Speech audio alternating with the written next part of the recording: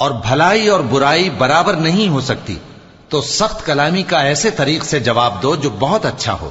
ایسا کرنے سے تم دیکھو گے کہ جس میں اور تم میں دشمنی تھی وہ تمہارا گرم جوش دوست ہے، اور یہ بات انہی لوگوں کو حاصل ہوتی ہے جو برداشت کرنے والے ہیں، اور انہی کو نصیب ہوتی ہے جو بڑے صاحب نصیب ہیں۔ اور اگر تمہیں شیطان کی جانب سے کوئی وسوسہ پیدا ہو تو اللہ کی پناہ مانگ لیا کرو، بے شک وہ سنتا ہے، جانتا ہے۔ اور رات اور دن اور سورج اور چاند اس کی نشانیوں میں سے ہیں۔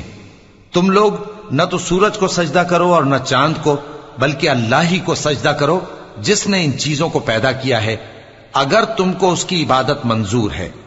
پھر اگر یہ لوگ سرکشی کریں تو اللہ بھی ان سے بے نیاز ہے، کیونکہ جو فرشتے تمہارے پروردگار کے پاس ہیں وہ رات دن اس کی تسبیح کرتے رہتے ہیں اور کبھی تھکتے ہی نہیں۔ اور اے بندے، یہ اسی کی قدرت کے نمونے ہیں کہ تو زمین کو دبی ہوئی یعنی خشک دیکھتا ہے، پھر جب ہم اس پر پانی برسا دیتے ہیں تو وہ شاداب ہو جاتی اور پھولنے لگتی ہے۔ بے شک وہ جس نے زمین کو زندہ کیا وہی مردوں کو زندہ کرنے والا ہے، بے شک وہ ہر چیز پر قادر ہے۔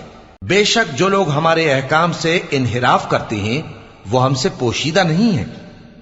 بھلا جو شخص دوزخ میں ڈالا جائے وہ بہتر ہے یا وہ جو قیامت کے دن بے خوف ہو کر آئے؟ تو خیر، جو چاہو سو کر لو، جو کچھ تم کرتے ہو وہ اس کو دیکھ رہا ہے۔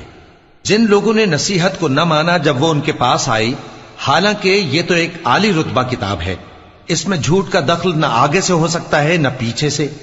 یہ کتاب حکمت والے، خوبیوں والے کی اتاری ہوئی ہے۔ اے پیغمبر، تم سے وہی باتیں کہی جاتی ہیں جو تم سے پہلے پیغمبروں سے بھی کہی گئی تھیں۔ بے شک تمہارا پروردگار بخش دینے والا بھی ہے اور عذاب علیم دینے والا بھی۔ اور اگر ہم اس قرآن کو غیر عربی زبان میں نازل کرتے تو یہ لوگ کہتے کہ اس کی آیتیں ہماری زبان میں کیوں کھول کر بیان نہیں کی گئیں؟ کیا خوب کہ قرآن تو عجمی اور مخاطب عربی۔ کہہ دو کہ جو ایمان لاتے ہیں ان کے لیے یہ ہدایت اور شفا ہے، اور جو ایمان نہیں لاتے ان کے کانوں میں گرانی یعنی بہراپن ہے، اور یہ ان کے اندھے پن کا باعث ہے، ان کو گویا دور کی جگہ سے آواز دی جاتی ہے۔